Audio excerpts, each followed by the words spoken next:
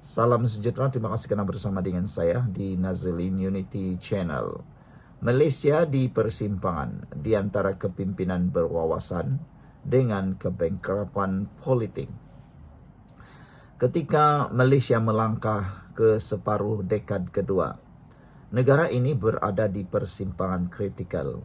Satu laluan membawa kepada pemulihan negara, reformasi progresif dan kemakmuran yang inklusif. Satu lagi pula menuju ke arah kemunduran, perpecahan dan kemerosotan ekonomi. Jurangnya bukan lagi bersifat teori. Ia jelas tergambar dalam perbezaan antara kerajaan perpaduan pimpinan Perdana Menteri Datuk Seri Anwar Ibrahim dan pembangkang yang diketuai oleh Perikatan Nasional PN, khususnya PAS dipimpin oleh pengerusi Muhyiddin Yassin. Sebelum kita teruskan ulasan kali ini, jangan lupa sihat pada masalah kencing manis, gout dan tinggi darah. Sila tekan butang produk yang ada dalam video ini.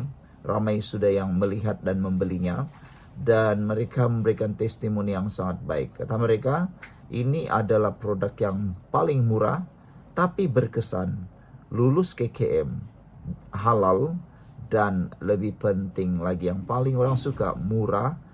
Walau bagaimanapun bilangannya terhad. Jadi tolong siapa ada masalah kencing manis, gout dan tinggi darah, cepat beli supaya anda menikmati hidup yang lebih baik seperti orang-orang yang sudah menikmatinya dengan membeli produk ini.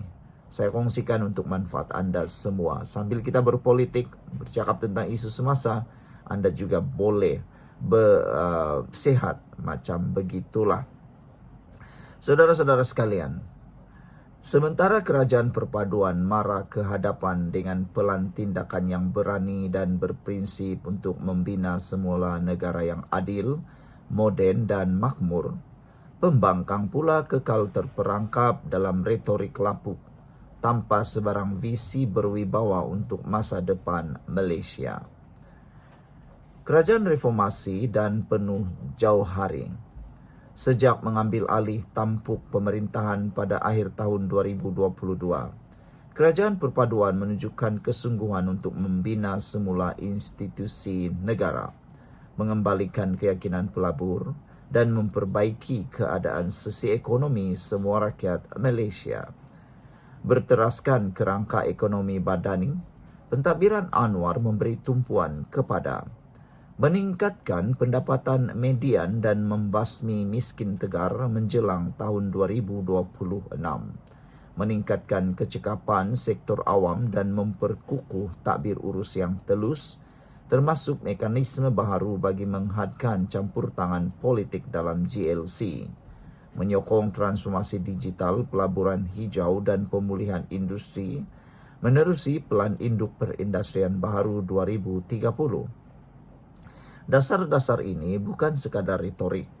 Malaysia mencatat pertumbuhan KDNK sebanyak 4.5% pada tahun 2024 dan pelaburan langsung asing meningkat 15%. Satu petunjuk jelas kepada keyakinan semula pelabur antarabangsa. Pembangkang pula lantang berretorik, kosong isinya. Sebaliknya, Perikatan Nasional dan PAS gagal merangka satu visi ekonomi atau dasar yang konkret untuk Malaysia. Perbahasan mereka di Parlimen lebih bersifat menghasut dan bermotif agama yang sempit, bertujuan memecah belahkan rakyat daripada menyelesaikan isu sebenar, daripada menolak reformasi subsidi bersasar hingga menentang inisiatif antara agama. Politik mereka adalah politik penafian, bukan pembinaan negara. Ketika mereka mentadbir dalam tempoh singkat tahun 2020 hingga tahun 2022, PN telah gagal untuk menyelesaikan krisis ekonomi akibat COVID-19 dengan berkesan. Sebaliknya, hanya mengisytiharkan darurat pada tahun 2021 yang menggantung Parlimen dan melemahkan kebertanggungjawatan demokrasi tanpa pelan pemulihan ekonomi yang menyeluruh, melindungi kebebasan kehakiman, gagal dalam melaksanakan reformasi fiskal mapan atau meningkatkan daya saing negara. Sebaliknya, Perikatan Nasional lebih mengutamakan naratif perkauman, konservatisme agama, dan tindakan simbolik yang hanya melemahkan negara. Kini sebagai pembangkang, mereka masih meneruskan pendekatan lama semata-mata slogan tanpa strategi. Islam progresif model Malaysia Madani. Teras kepimpinan Anwar Ibrahim ialah kerangka Islam yang berpaksikan keadilan, kasih sayang dan ijtihad, pemikiran kritikal. Berbeza dengan pendekatan pembangkang yang memperalatkan agama, kerajaan perpaduan mempromosikan Islam sebagai kekuatan penyatu, pembawa inovasi dan keharmonian sosial. Ini sejajar dengan prinsip maqasid al-syariah yang menekankan martabat insan, keadilan ekonomi dan pendidikan. Pendekatan Islam progresif ini jelas bertentangan dengan tafsiran PAS yang terlalu konservatif dan bersifat menghukum, sehingga menakutkan pelabur, meminggirkan golongan minoriti dan menyempitkan wacana intelektual negara. Cendekiawan seperti Dr. Mazli Malik dan Profesor Jesse Auda mengiktiraf bahawa gagasan Madani merupakan satu model pendidikan Islam moden untuk masyarakat majmuk. Perpaduan nasional bukan perpecahan. Antara pencapaian utama kerajaan perpaduan ialah iltizamnya untuk mempertahankan dan memperkukuhkan perpaduan nasional dalam masyarakat yang sangat majmuk. Malaysia lahir daripada kepelbagaian etnik, bahasa, agama dan wilayah. Dan kejayaan masa depan bergantung kepada model pentadbiran yang memeluk kepelbagaian ini, bukannya menolaknya.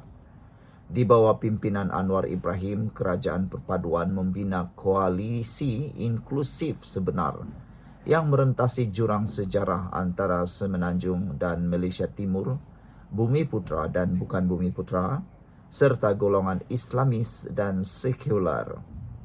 Kerangka Malaysia Madani seperti termaktub dalam dokumen dasar rasmi mengangkat nilai hormat, isyan dan kesepaduan. Ini bukan sekadar slogan, ia dizahirkan dalam pembentukan dasar dan komposisi kabinet yang merangkumi Pakatan Harapan, Barisan Nasional, Gabungan Parti Sarawak, Gabungan Rakyat Sabah dan aktor wilayah lain. Model pentadbiran ini berbentuk koalisi, berunding dan berpandangan jauh, amat berbeza dengan kerangka sempit perkauman dan keagamaan yang dipromosikan oleh Perikatan Nasional PN. PN yang didominasi oleh PAS yang keras ideologinya dan bersatu yang bersifat populis, etnonasionalis telah mengasingkan bukan sahaja kaum minoriti, bahkan juga golongan Melayu moderat dan warga Malaysia Timur. Pemimpin PN secara berterusan cuba menyempitkan identiti Malaysia kepada tafsiran agama dan kaum, sekaligus merobohkan asas perlembagaan dan prinsip rukun negara. Sebaliknya, Anwar Ibrahim telah berusaha memulihkan naratif perpaduan antaranya. Inisiatif dialog antara agama yang dihidupkan semula melalui Yadim dan Jabatan Perpaduan. Dana kepada sekolah vernacular dan mubalik ditingkatkan. Pelantikan tempatan di Sabah dan Sarawak diperbanyakkan bagi menghormati Perjanjian Malaysia 1963. Kelab rukun negara dan pendidikan sivik belia diperkukuh untuk membina kefahaman antara kaum. Tindakan ini membuktikan bahawa perpaduan bukan sekadar impian, ia adalah prinsip asas dalam pentadbiran Madani. Sebaliknya, semasa era singkat Perikatan Nasional, kepercayaan antara kaum merosot, ucapan kebencian meningkat dan komuniti minoriti merasa semakin terpinggir. Kajian IDE menunjukkan kepercayaan rakyat terhadap dasar perpaduan merosot 18% di bawah pentadbiran PN, tetapi kini kembali meningkat. Lebih membimbangkan, pembangkang mempolitikkan agama untuk mengamsahkan eksklusivisme kaum. Seruan PAS untuk menutup pusat hiburan, menyekat ungkapan agama bukan Islam dan menghadkan penyertaan wanita dalam ruang awam menunjukkan kecenderungan membentuk negara teokratik majoritarian yang bertentangan dengan pelembagaan dan semangat persekutuan.